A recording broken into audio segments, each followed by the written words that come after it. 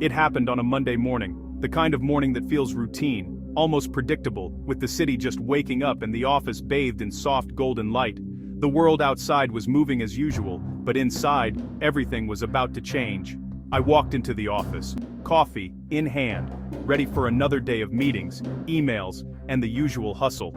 My mind was already running through my to-do list, unaware that none of it would matter in a few minutes. David Sterling, our CEO, called me into his glass-walled office. His voice was calm, almost too calm, as if he'd rehearsed this moment 100 times. He smiled, but his eyes looked cold, calculating, distant. It was the kind of smile that didn't reach his eyes. A mask for something harsher underneath. "We're letting you go," he said, just like that. No warning, no explanation, no gentle lead-in. The words hung in the air, heavy and final, echoing in the sterile silence of the office. I felt the room spin. My heart pounded in my chest, each beat louder than the last. My mind raced through confusion, anger, and disbelief, but somehow, I kept a straight face. Years of professionalism kicked in, holding me together when I wanted to fall apart. I glanced down at the folder I was holding. Inside was a copy of my 2018 contract addendum. I had almost forgotten about it. Almost. That document was more than just paper. It was leverage, a quiet reminder of the value I'd built here. He handed me a box for my things. The gesture was mechanical, almost rehearsed, as if I was just another name on a list.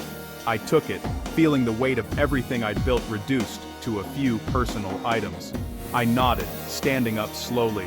I didn't argue. I didn't beg. I just looked him in the eyes, silent, like I knew something he didn't. There was a quiet power in that moment, a silent confrontation, a message, unspoken. I walked out of that office. It was quiet in the hall. My co-workers looked away, their faces a mix of pity and fear. No one said a word. The silence was deafening, a wall between me and the world I'd known. But deep inside, I felt calm. Beneath the shock and the silence, there was a sense of certainty. I had built the company's brain, and I still owned it. As I stepped into the morning light, I realized this ending was just the beginning of something bigger. When I first joined Sterling Solutions, it was just a small tech startup, tucked away in a quiet corner of the city. The building was unassuming, but inside, it buzzed with the energy of possibility. There were only 5 of us, huddled together in a tiny office that barely fit our desks.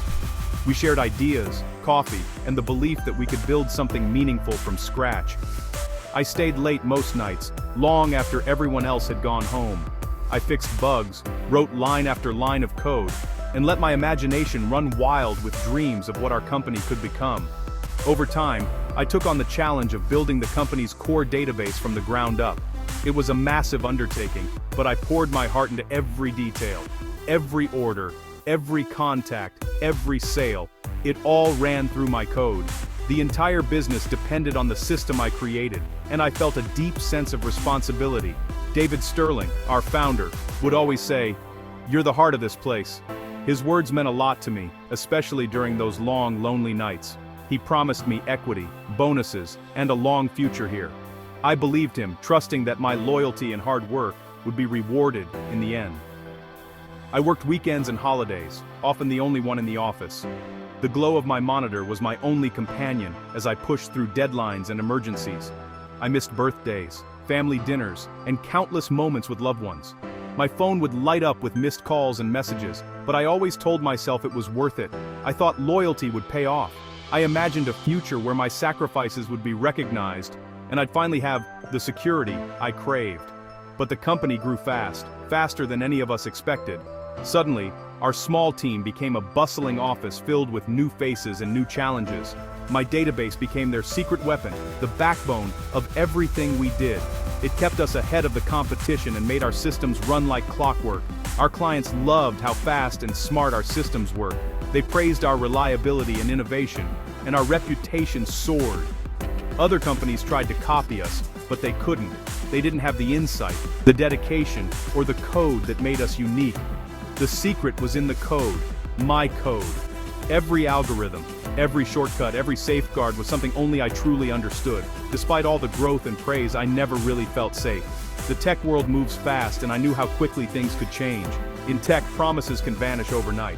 One day you're indispensable, the next you're just another name on a list. So back in 2018, after a particularly tough late-night bug fix, I decided to protect myself. I asked for a contract addendum, something to put my contributions in writing. It was small, just a few lines, but very important. It spelled out my rights and my stake in the company's future, and David signed it, barely glancing at the fine print. In that moment, I felt a mix of relief and uncertainty, not knowing how much that signature would matter in the years to come. The day everything changed arrived quietly, almost like any other morning. The sun was just beginning to rise, casting long shadows through the glass walls of the office. I walked in, expecting the usual routine, but there was a strange tension in the air, a sense that something was about to shift. As I turned the corner, I saw David's son, Ethan, sitting at my desk, where I'd spent years building this company's future. He was just 24, fresh out of college, and didn't know a single line of code.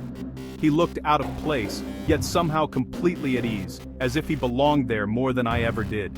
He was already laughing with the IT team, cracking jokes, acting like he owned the place.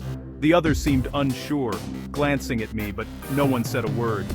"Dad says I'm the new CTO," he announced loudly, his voice echoing through the open office. Moments later, David called me into his office. He sat across from me, his expression unreadable. "We appreciate your work, but it's time for new blood," he said, as if he was doing me a favor. He tried to make it sound like a compliment, but every word stung. Years of loyalty, reduced to a polite dismissal. The room felt colder than ever, the sterile lighting making everything seem harsh. I could smell his cologne from across the table, a scent I'd come to associate with power and decisions made behind closed doors. Ethan stood behind his father, arms crossed, a smug smirk on his face. He didn't say a word, but his eyes said everything. There were no handshakes, no thank yous, not even a nod of respect for all the late nights and sacrifices. Just quick, uncomfortable glances, and a heavy, awkward silence that filled the room. I watched as they took my badge, shut off my computer access, and erased my presence from the system in a matter of minutes. As I gathered my things, Ethan leaned in and whispered, "Don't let the door hit you on the way out." His words were meant to sting, and they did. But I refused to give them the satisfaction. I held my head high and walked out, determined not to show any weakness. It hurt more than I could admit, but I kept my face composed, hiding every trace of emotion. I wouldn't let them see me break. I had given everything to this company, late nights, missed birthdays, every ounce of my energy and expertise. My fingerprints were on every major project, every breakthrough, and now, just like that, they tossed me aside for family, for someone who hadn't earned it, who didn't understand what it took. But in their rush to replace me, they forgot something very important, something only I knew. And that secret might just change everything, sooner than they think. Back in 2018, after a long night fixing a system crash, I had asked for a new contract. I added a single sentence. The core database and its intellectual property remain the property of the creator unless otherwise agreed. David signed it without reading. That small clause meant that the company didn't really own the database. I did. It was legal. It was clear. The system could run, but only with my permission. Without it, the company's brain would stop working. I kept the signed paper in a folder in my desk. I made digital backups too. I never thought I'd need it. But now, as I left with my box, I tucked the contract under my arm. It felt like a shield. That night, I sat at home and read the contract again. Every word was a promise and a warning. The next day, I waited. I knew the company would soon feel the loss. The first call came at 9 a.m. The new CTO, Ethan, was frantic. "Hey, the database isn't working. Can you send the admin password?" I smiled, but said nothing. I let him squirm. By noon, the entire team was in a panic. Orders weren't processing. Clients were angry. David tried to reset the servers himself. It didn't work. The company's sales team couldn't see client data. Support tickets piled up. Every hour, the chaos grew. I could see the panic from the emails piling up in my inbox. At 3 p.m., David called me. He tried to sound calm, but I could hear fear in his voice. "Hey, could you help us fix a small issue?" Small issue. Yeah, right. I told him I was busy. He didn't ask again. I knew they were desperate. As night fell, I turned off my phone. I let them sit with their problem. I had all the power now, and honestly, I wasn't in a hurry. The next morning, my phone just wouldn't stop buzzing. David called again. This time he didn't sound calm.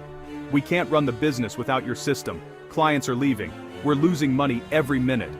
I heard the fear in his voice. He apologized. He begged me to come back. I told him I'd think about it. Then I hung up. I felt a strange sense of control. For years, I was the one answering calls, fixing problems. Now he needed me. Ethan tried calling too. He was angry. He threatened legal action. I sent him a copy of the contract clause. "Read the fine print," I wrote. He didn't reply. By noon, David called again. "What do you want?" he asked, his voice cracking.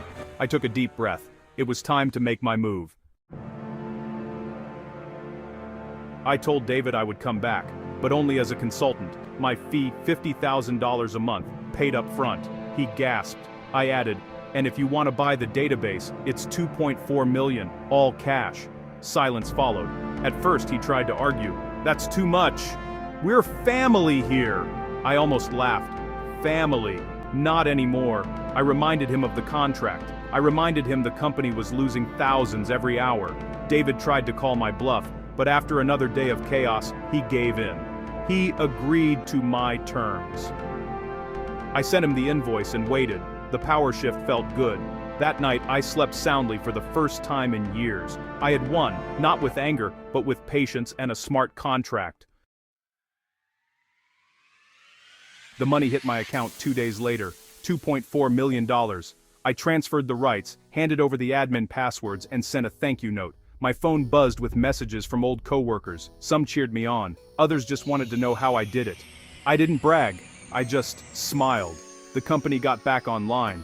Clients returned. The new CTO took credit for the fix, but I didn't care. I had my peace, my pride, and my payout. I bought a small cabin by the lake.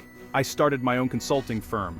No bosses, no empty promises, just me, my laptop, and the birds outside my window. Sometimes I think about David and Ethan. I wonder if they've learned anything. But now, their problems aren't my problems. Looking back, it was never about revenge. It was about respect.